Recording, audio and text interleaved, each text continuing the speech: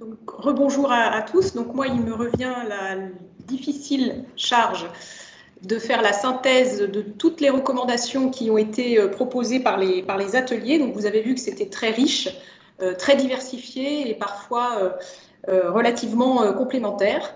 Donc, j'avais préparé un diaporama.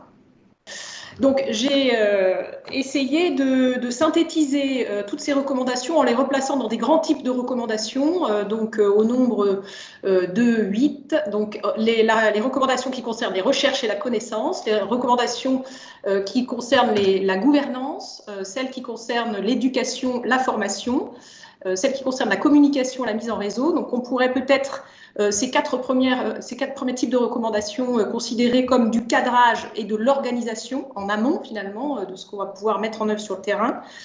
Ensuite, une recommandation qui concerne le renforcement matériel, humain ou financier. Donc ça, c'est une recommandation qui a pour but de se donner les moyens. Ensuite, 2 recommandations, donc action de prévention et évaluation et suivi, qui sont des types de recommandations qui permettent de planifier et d'anticiper. Et enfin, un type de recommandation changement transformateur qui permet d'agir, de changer ou de transformer. Diapositive suivante. Alors, en ce qui concerne la recherche, donc il y a évidemment beaucoup de propositions recherche. Donc, les ateliers ont spécifiquement demandé à ce que la recherche soit renforcée sur leur thématique. Donc, ça, il s'agit par exemple des ateliers biocides et maladies émergentes avec des recherches ciblées, par exemple, sur l'obésité, le diabète, caractérisation de l'exposome aux produits biocides. L'atelier 3 qui a préconisé de renforcer les recherches concernant les mécanismes d'émergence, les services écosystémiques en matière de santé environnementale. L'atelier 2 agriculture qui a préconisé de renforcer les liens entre agriculture et santé pour mieux comprendre, mieux quantifier les bénéfices et les risques associés à l'agriculture. Et l'atelier 1 sur les microbiotes qui a proposé d'étudier et de cartographier les microbiotes dans chaque compartiment et renforcer la recherche participative. Et puis l'atelier 6 qui, lui, a promu une recommandation un peu plus globale de promouvoir la recherche à toutes les échelles. Alors oui, j'ai mis donc en bas des diapositives à chaque fois un rappel de ce que préconisait l'IPBES dans le même type de recommandation. Diapositive suivante. Alors, les réformes de gouvernance. Donc, c'est là, en fait, où il y a le plus de recommandations, vous le verrez, entre les réformes de gouvernance et les réformes qui concernent l'éducation, la formation, et les réformes qui concernent, les actions plutôt qui concernent la communication. Donc, c'est-à-dire le cadrage, l'organisation a été bien ciblée par l'ensemble des ateliers. Donc, pour la gouvernance, les mots-clés qui ressortent quasiment de tous les ateliers qui ont cité cette recommandation, c'est la gouvernance, une transdisciplinarité, une intersectorialité, la nécessité de mettre en place une gouvernance interministérielle, alors soit très ciblée, comme ce qu'a fait l'atelier agriculture, santé, agriculture, écologie, soit beaucoup plus large, comme ce qu'a pu faire l'atelier 5 territoire, en citant y compris les autres ministères, un peu plus éloignés, comme le ministère du budget, mais relativement fondamental quand il s'agit de mettre en place des politiques santé, environnement. Et puis l'atelier 3 qui a demandé à décloisonner les instances nationales et y compris les instances territoriales. Donc là, on sort un peu du niveau national et on va au plus proche des territoires. Diapositive suivante. Donc, réformer les gouvernances, c'est aussi territorialiser de façon un petit peu plus concrète. Donc là, évidemment, l'atelier 5 a fait ses propositions, qui étaient des propositions naturelles, mais on peut noter quand même que l'atelier 2 a fait une proposition complémentaire ou plus précise sur le portage infrarégional et la promotion de comités territoriaux Une Seule Santé qui s'occuperaient donc des politiques incitatives du ministère de l'Agriculture et de l'Alimentation. Ensuite, en troisième grande partie dans ces aspects gouvernance, la prise en compte des enjeux santé-biodiversité dans toutes les politiques. Donc, je vous rappelle incidemment que c'est un des mécanismes principaux que promeut la CDB, donc la Convention sur la diversité biologique, qui dit qu'en effet, si on veut que les actions, que la protection de la biodiversité soit mise en œuvre, il faut que cette biodiversité soit prise en compte dans les autres politiques, pas uniquement les politiques environnementales. Et donc, c'est ce qu'a fait l'atelier 6 en proposant, comme l'IPBES d'ailleurs, que soient intégrées davantage les déclinaisons du concept One Health en matière de commerce international. Diapositive suivante. Alors, en ce qui concerne la formation et l'éducation, donc là, on est très lié à ce qu'a fait évidemment l'atelier 7, hein, dont c'était le cœur du sujet. D'ailleurs, les autres ateliers avaient quasiment tous défini l'impératif d'avoir des programmes de formation à la fois dans le secondaire, dans le supérieur et en formation continue. Et puis, en concertation interatelier, finalement, on laissait la main pour la plupart. Donc, certaines recommandations qui avaient été prévues initialement dans les ateliers ont disparu pour laisser la main à l'atelier 7 qui s'en était déjà qui avait déjà fortement approprié le sujet, et c'est bien normal. Donc, on voit quand même dans les cycles secondaires des recommandations. Alors, je ne vais pas reciter les recommandations de l'atelier 7 qui vous ont été présentées tout à l'heure. Par contre, donc on va effectivement identifier que l'atelier 1 sur les microbiotes, par exemple, avait spécifiquement voulu conserver une recommandation sur l'information et la formation spécifique à son atelier, donc les microbiotes, et que l'atelier 3 a fait des propositions intéressantes donc sur une meilleure appropriation de la nature dès le plus jeune âge, et donc par exemple en connaissant 10 plantes, 10 légumes, voilà, on peut rajouter ça. Donc ça, c'est vrai que ça peut être intéressant. Donc sur l'enseignement supérieur, l'atelier 7 a fait ses recommandations, 3 recommandations qui sont déjà, je pense, assez complètes avec quasiment toutes les professions qui seraient ciblées par cette augmentation de la connaissance sur le concept One Health ou biodiversité santé, les liens entre biodiversité et santé. Diapositive suivante. En ce qui concerne la formation continue et la professionnalisation, donc là, en plus des recommandations faites par l'atelier 7, on a une recommandation assez précise, je trouve, de l'atelier 3 pour la conscientisation, la formation des professionnels et des décideurs, qui propose des outils très opérationnels, comme des colloques, des modules pratiques, des guides techniques, tout ça pour conscientiser les décideurs déjà en exercice. Donc avec par exemple des interventions dans les ministères ou les grandes entreprises, donc les décideurs publics et privés. L'atelier 2 agriculture avait précisé également une recommandation assez générale sur la formation des décideurs en formation initiale et continue, et l'atelier 5 territoire avait précisé qu'il fallait aussi ne pas oublier bien entendu la formation des élus et des cadres territoriaux pour les formations initiales et continues et d'autres corps de métier. Diapositive suivante. Alors, en ce qui concerne la communication et la mise en réseau, donc là, on est dans l'information, la sensibilisation du public et de la société civile. Donc là, vous voyez que c'est une recommandation, enfin, c'est un type de recommandation qui a été largement plébiscité par l'ensemble des ateliers.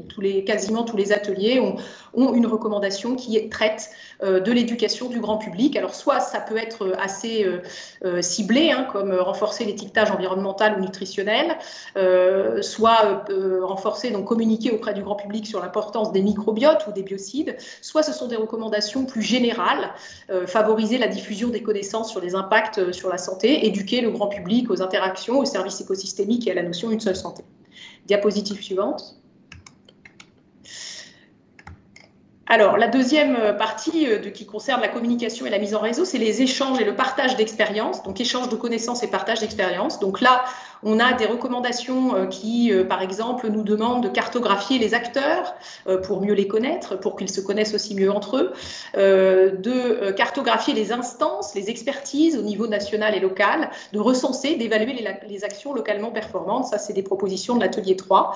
L'atelier 5 territoire demande une meilleure coordination des professionnels concernés par la prévention sanitaire environnementale à l'appui des actions territoriales. Et puis l'atelier 6 a fait 3 recommandations qui peuvent rentrer dans ce type de recommandations-là, communication, mise en réseau. Donc former, déployer les échanges de connaissances, soutenir les programmes de capacity building et les échanges de pratiques, notamment avec les pays du Sud, et puis mettre à profit les différents événements pertinents de 2021 pour appuyer la démarche One Health et communiquer à divers niveaux. Diapositive suivante. Alors, en ce qui concerne le renforcement matériel, humain et financier, donc là, finalement, peu de recommandations par rapport à ce qui peut se faire dans des instances internationales comme l'OCDE ou l'IPBES ou même l'OMS. Donc, on a 2 recommandations, donc l'atelier 6 et 3, qui concernent l'accroissement des soutiens. Donc, l'atelier 6, de façon un peu générale, recommande d'accroître les ressources humaines, matérielles et financières mises à disposition des différentes instances pour assurer la mise en œuvre opérationnelle et la déclinaison du concept. Et l'atelier 3, donc faune sauvage, demande explicitement à ce que la prévention puisse être financée. Et on a vu que c'était quand même un enjeu essentiel, un enjeu majeur. Et donc là, avec une recommandation assez opérationnelle, donner un pourcentage fixe de fonds fléchés à la gestion des crises sanitaires dans les budgets opérationnels de programme. C'est vrai que c'est absolument essentiel. La deuxième partie de ce renforcement, c'est le renforcement qui concerne les subventions. Alors les subventions, c'est un levier qui est fortement plébiscité au niveau national et international.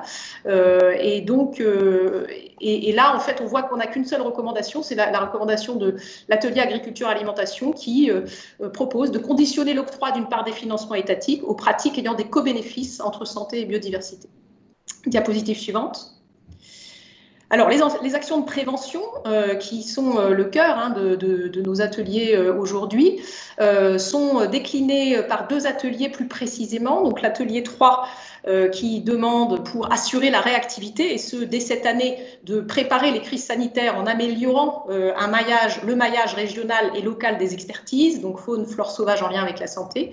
Et l'atelier 2, agriculture, qui demande à ce que soit promue une approche de type une seule santé lors de la conception des dispositifs ayant vocation à prévenir ou gérer l'émergence des maladies infectieuses.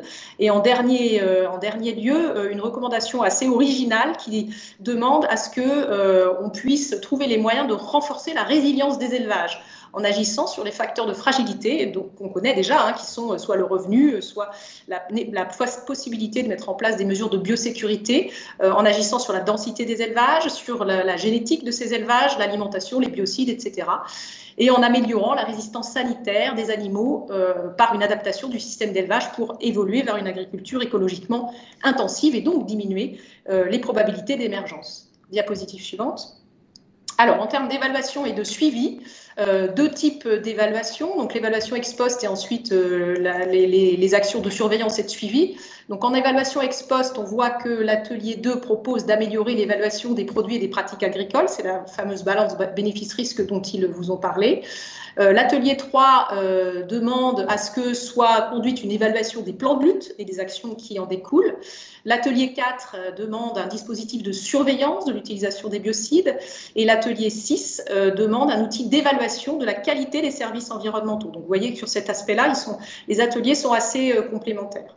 En termes de surveillance et de suivi, l'atelier 2 préconise d'élaborer des outils et des indicateurs d'impact pour passer d'une obligation de moyens à une obligation de résultats, ce qui permettrait ensuite de proposer des alternatives techniques. Et l'atelier 6 propose de suivre un modèle de gestion de projet avec des objectifs qui sont quantifiables et vérifiables, des indicateurs et un processus pour le suivi et l'évaluation des résultats de ces projets. Diapositive suivante. Donc, dernière diapositive sur les changements transformateurs. 2 types de changements transformateurs ont été plébiscités par les ateliers durant les travaux qu'ils ont conduits depuis décembre. Donc, le premier, c'est faire évoluer les pratiques et favoriser les alternatives. Et le second, c'est faire évoluer la réglementation. Donc, faire évoluer les pratiques, on a des propositions de l'atelier 2 agriculture qui est de relocaliser la production agricole en s'appuyant sur des systèmes alimentaires territorialisés, donc par exemple les ceintures périurbaines, par exemple les auréoles nourricières, pour développer une offre en produits locaux, en produits soutenables et apporter une aide aux collectivités pour qu'elles achètent ces produits locaux et soutenables. La recommandation de l'atelier 4, c'est remplacer les désinfectants et les désintergents tout venant par des détergents éco-labellisés et réduire leur utilisation globale. L'atelier 2, agriculture, alimentation, propose également de rééquilibrer l'alimentation, donc avec 2 volets, équilibrer l'apport protéines animales et protéines végétales dans les régimes, en quantité et en qualité, introduire la relocalisation de la production de protéines végétales, non pas seulement pour l'alimentation animale, mais également pour l'alimentation humaine, et ce, dans le plan protéines du ministère de l'Agriculture. L'atelier 1 a proposé enfin une recommandation similaire sur les régimes alimentaires, qui est bien se nourrir pour préserver le microbiote intestinal et donc, dans ce cadre, renforcer les apports en fibres alimentaires et préserver les apports en micro-organismes vivants à activité probiotique. Et enfin, en matière d'évolution de la réglementation, nous avons donc l'atelier 4 biocides et médicaments qui propose d'encadrer l'utilisation des biocides, et l'atelier 5 qui propose de mettre en place des mesures législatives et réglementaires pour la territorialisation de la santé-environnement, une seule santé, et que donc doter les territoires de compétences reconnues nécessaires à la mise en œuvre des politiques santé-environnement et de toiletter les codes de santé publique, de l'environnement, de l'urbanisme et des collectivités territoriales pour que ceux-ci puissent être mis en œuvre. Voilà, je vous remercie.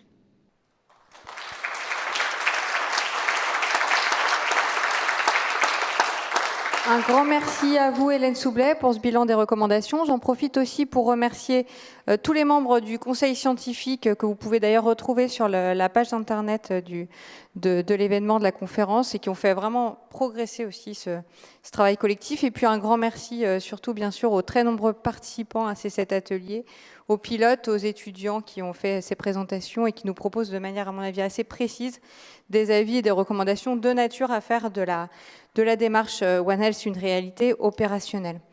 Alors on peut se permettre sans doute une ou deux questions.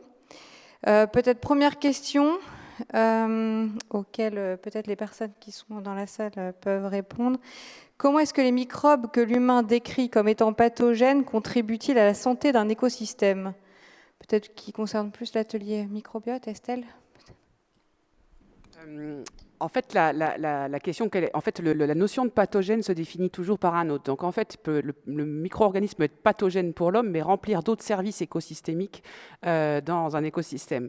C'est-à-dire que le microbe en tant que tel, il ne souhaite pas être pathogène ou non pathogène. C'est vraiment la relation entre l'hôte et son micro-organisme dans un contexte particulier. Et j'avais même aller plus loin, un micro-organisme pathogène l'est aussi par rapport à un autre, mais dans certaines conditions. Voilà, donc c'est un système très complexe et c'est un équilibre. Et donc ça doit se raisonner non pas en interaction agent-hôte, mais bien dans une complexité d'un fonctionnement écosystémique. Merci beaucoup Estelle. Peut-être une autre question. Est-ce qu'il a été envisagé, nous demande-t-on, d'imposer aux médecins la prescription de probiotiques lors de la prise d'antibiotiques?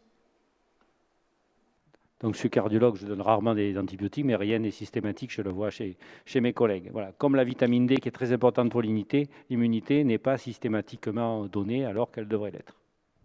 Car nous sommes tous quasiment en manque. Alors peut-être que Pierre peut même garder le micro pour une dernière question. On nous demande si les thèmes de santé environnementale, d'éco-responsabilité pour maîtriser notamment l'impact des activités de santé vont être introduits au sein des thèmes prioritaires pour les professionnels de santé. Formation. On l'espère. À l'hôpital, donc, la création de ce référent développement durable et donc santé environnement, ce serait un premier pas.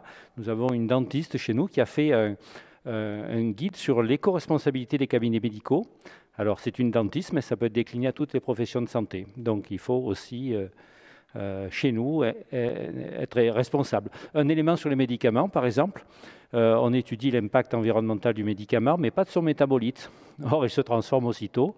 Donc là, c'est au niveau européen, il faut changer la législation pour que l'impact du métabolite soit étudié. Et je rajouterai qu'en Suède, on avait fait un livret. Ils avaient fait un livret sur les impacts à qualité égale, même produit, enfin deux produits différents, par exemple un bêta-bloquant, et ils avaient étudié l'impact environnemental et ils disaient ce bêta-bloquant, il a la même efficacité sur l'homme, mais il est moins agressif sur l'environnement. On a essayé de le transposer en France, donc ça n'a pas marché parce que c'est quand même complexe, mais là c'est une autre voie de progrès aussi.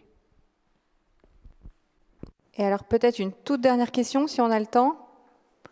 Peut-être pour la salle, on nous demande comment est-il prévu de procéder pour accompagner la bonne prise en compte de ces recommandations, des recommandations des ateliers par les administrations concernées.